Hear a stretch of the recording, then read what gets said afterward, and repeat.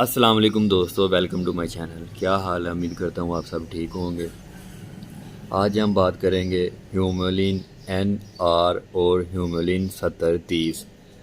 Video میں آپ کو NR اور ہیومولین 7030 میں فرق سمجھانے کے لیے بنائی گئی ہے۔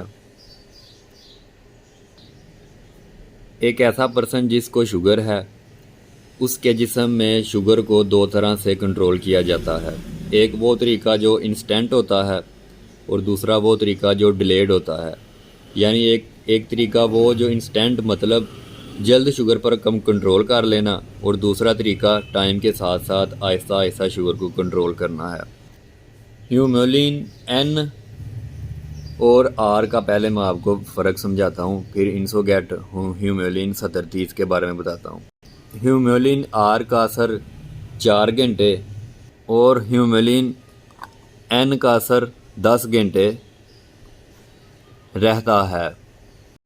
ہیومولین R کھانا کھانے کے بعد 2 سے 3 گھنٹے میں شوگر کو کنٹرول کر لیتی ہے، اور ہیومولین N کا اثر کم از کم 8 سے 10 گھنٹے تک ہے۔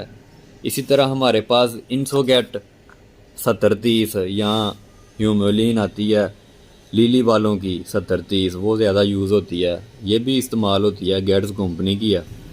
ہیومولین N اور ہیومولین R ان دونوں کو اکٹھا کر کے انسوگیٹ یا ہیومولین 7030 بن گئی ہے۔ ہیومولین N اور R کو اکٹھا کر دیا گیا ہے۔ اس کا اثر بھی اسی طرح ہی ہے جس طرح ہیومولین R اور N کا ہے۔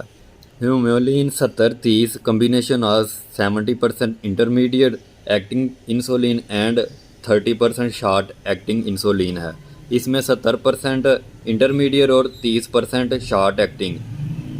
اس میں ڈیلیڈ اور انسٹنٹ دونوں پائے جاتے ہیں، اس لیے اس میں 7030 کا فارمولا ہے۔ ہیومولین N is an intermediate acting insulin, R is a short acting insulin. Humulin N start work within 2 hours. Video پسند آئے لائک شیئر کمنٹس کرنا نہ بھولیے، سبسکرائب بھی کر دیں۔ اللہ آپ کو ہر بیماری سے محفوظ رکھے۔ لائک شیئر کمنٹس کرنا نہ بھولیے۔ اللہ حافظ۔